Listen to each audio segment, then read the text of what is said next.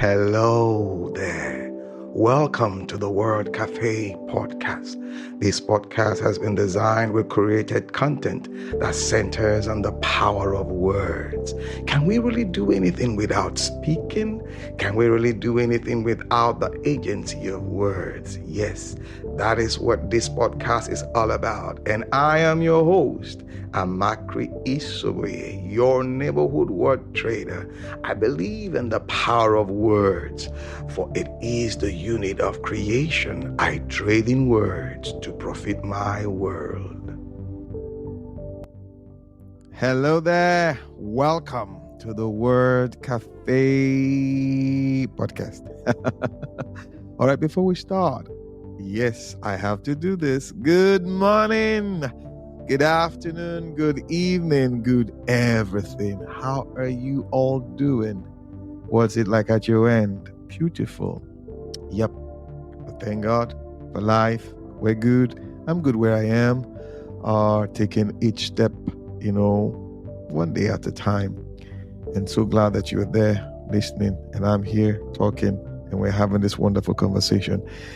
So I'm going to tell you what happened. Something happened before I came on. I set up I had to share this with you. I set up to do my recording and share thoughts with you. Everything was okay and I was talking and I didn't know that my microphone was off. So I did 20 minutes, almost 20 plus minutes sharing thoughts and all of that, not knowing that the audio was nowhere to be found, and I just oh my goodness. So I had to start all over again. And you will know why I'm sharing this story with you. I wanted to get discouraged, but I said, no, you're there, and I have to do this. So here I am again. I'm going to do this, and I hope I get my thoughts back. I hope so. Because what I want to talk about is, why are we drawn to stories? Imagine the story I just told you now. A disaster, quote and unquote, something that just happened, and what am I learning from it? Do I give up? Do I go on? Resilience, yes. So why are we drawn to stories? I've come to realize and observe, in my observation, I realized that no matter how complex a subject is, the minute you bring that subject into the realm of dimension or foundation or whatever you want to call it, of storytelling, somehow it is demystified. The mystery just disappears and people, are drawn to it. People understand what you're talking about. You might decide to talk about complex subjects like quantum mechanics. In physics, you can decide to talk about organic chemistry when you talk about the covalent and single bonds and what have you, the aromatics and all of that. You might decide to talk about further maths and all of that. But when you bring all of this subject into the dimension of storytelling, all of those complexities just disappears. Why? Because somehow people come to appreciate life when we tell stories, because we bring it down to this subject of beginning and the end. Basically, that's what stories are like. You have a beginning, you have an end. In between, you just fill it up with all of the things that happen and all of that, and you have the villain and you have the protagonist and all of that. But something is so beautiful about storytelling. I describe it like the sun. We, somehow all of us on the surface of the earth, we're drawn to the sun. The green plants for photosynthesis, to manufacture glucose and what have you. We are also drawn to it. Yes, we use the sun for so many things on the earth. So we are drawn to the sun. So I view storytelling in that manner. Somewhat all of us, we are drawn to the energy that storytelling provides. The other day, my daughter walked up to me and it's like, Daddy, tell me a story. And I was like, and she was really particular here. Tell me a story, the story of your childhood and all that. My children always do that, particularly, or more especially my daughter. And she just went on and on and on and on. And I said, but I've told you this. She said, yes, I want to hear it. I want to hear them again. And it's like, you want to hear them again? And the other day, I saw her telling her mom, I overheard her rather telling her mom, can you call grandpa? I need to talk with grandpa. Grandpa is pretty old. So he has a lot of stories to tell and all of that. And you could see her face come alive. I mean, this smile on her face, very broad. And it's like, I was like, come on, what's up? But I could see from where I was standing, there's this energy, there's this strength, there's this, should I say, courage she's drawing from listening to stories. And the best way to describe it is that she is seeing possibilities. She's, would I say, creating or coming to form opinions, coming to create have understanding, or she's coming to understand how the world works from her own perspective, putting things together more or less. She's learning. Yes, that's the best way to put it. She's learning and all of that. So that is the power behind storytelling. Now, I'm going to share this piece with you. I read it. It was written by a wonderful, brilliant mind, Dr. Austin Tam George, and a brilliant mind. I came upon this write-up and under his profile on LinkedIn, and I want to take an excerpt from it so that we'll continue on the our discuss. It said, embrace your history and story, or history and story. Would I say they are not inseparable? They're Siamese twins. They're together. Wherever there is a history, you will see a story, and wherever there is a story, there is history, and all of that. So that is it. So a nation's history is often complex, than a spotless string of bedtime stories. As a nation evolves, so will its history. A nation may experience moments of war or national shame, as well as periods of great triumph. This means that history is a many-sided coin. And it is better for a nation to embrace this many-sidedness as it tells its stories. No nation needs to pathologize history. Despite the imperfections of their history, is referring to Americans now. Americans seem to be unofficial historians of their country. They seem to have stories behind, their canals, their bridges and trees, all of that. And they have stories about war, resilience, and the pursuit of justice. On a flight from Boston to Detroit, a lady told me that she and her colleagues were pursuing a lifetime commitment to identify and retell as many repressed American stories as possible. Whoa. The world is a narrated entity, and storytelling is an integral part of national myth making, I beg your pardon. A nation that preserves its public memory may likely escape the mistakes of its past. Brilliant write-up, straight to the point. That's what stories are all about. Imagine you telling a story about, or listening to a story about your nation, your neighborhood, your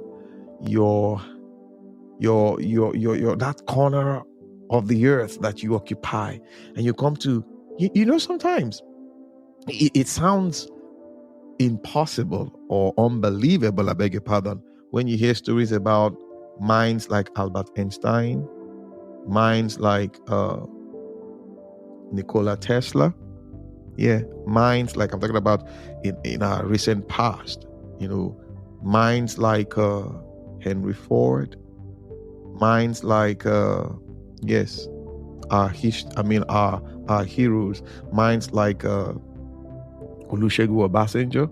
He's still around anyway. Minds like Dr. Nnamdi Azikiwe, Amadu Bello. I'm talking about Nigeria now. You come to like, did these people really walk the earth? Did they really come through this path? But when you hear stories about them, things that they did, the challenges they faced and how they surmounted these challenges, the little boy or the little girl in you just want to reach for the stars, if not beyond. Because it's like, you mean people like this walk the earth and they did, stuff like this and like this and like that. So these stories we hear bring out the best of humanity. It brings out the best in humanity. And I think that's why we are drawn to stories. Just like my little girl, my children will always say, Daddy, tell us a story. And it's like, each time I tell the story, within their mind, they are weaving. It's like there's this loom, going round and round, spinning, and they are weaving their reality, the colors, the combinations coming together, infinite possibilities, more or less, and they are just listening. And it's like, the stories don't change, as it were. When I mean change, I'm telling the same story, but they are seeing different angles than what they saw the last time from what I narrated. And it's like, you see this energy.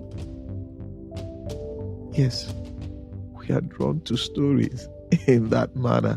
So the other day I was discussing with my wife, processing this thought. I said, can you imagine if an organization will have a position like chief storyteller? Yes, you tell the story of the organization, where the organization is coming from, her challenges, things she's gone through, how the organization surmounted these challenges, and becoming what the organization is. Imagine the people that have passed through the organizations.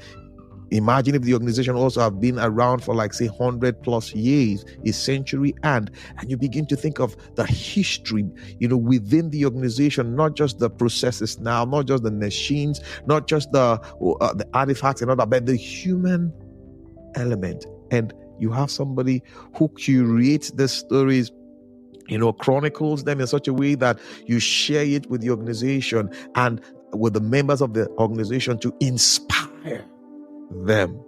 She smiled and looked at me and said, well, yeah, that works.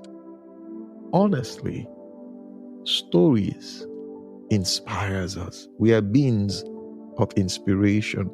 You get me? And again, stories don't just come empty. They are communicated via words. We speak when we tell stories. We open up our mouth and, that energy flows out of us. We are speaking spirits as humans. Yes, we are speaking spirits. So when we make contact with such, words, such energy, such vibrancy, it gives us this limitless mind, like, I can do this too. That is what stories are. They should be treasured. They should be, treasured, held. Yes, no matter how complex a subject matter is, when you bring it into the realm of storytelling, the mystery is demystified. That energy is released. It doesn't just dissipate, it is released. And you see the faces of the listeners, it's like they sit round a fireball. They are drawn to the story because the story releases this energy to them, which, infuses this insight, that gives them a foresight because they have seen from hindsight that stories inspires. Yes, that is what stories are meant for. Honestly, that is what stories are meant for. So when you're going for that task, you want to take on that responsibility, you want to take on that role, can you do some story research to know the story behind that. Okay, maybe you're the first person to approach it, but can you look at the stories, something close to or something within that frame that you can glean from? Yes, the power behind stories. We are drawn to stories because there's so much energy within the walls of stories. So much energy. And storytelling is another way of transferring not just responsibilities, now treasures from one timeline to another. Yes, from one timeline to another. Because like I said a while ago, we tell stories by speaking. And as you know, words for me are the unit of creation. So we pass creation from one generation to another via the instrument of storytelling. So you craft it, you put it together, you move it. It could be orally, you transfer it orally, or you sit down and you put it down in you write it down, and somehow when people pick up that story, images are formed. Because there's one thing about words: the minute a word hit your hearing, the next thing you see is an image. Or the minute you see an image, the next thing that comes, thoughts. They begin to fly. You begin to process them. That is what storytelling carries. And I think we should embrace it. I wish an organization would look for me and say, we want you to come be our chief storyteller. Well, you could share this with your boss. You could share this with that. You never can tell. I love stories. And I love stories that inspires.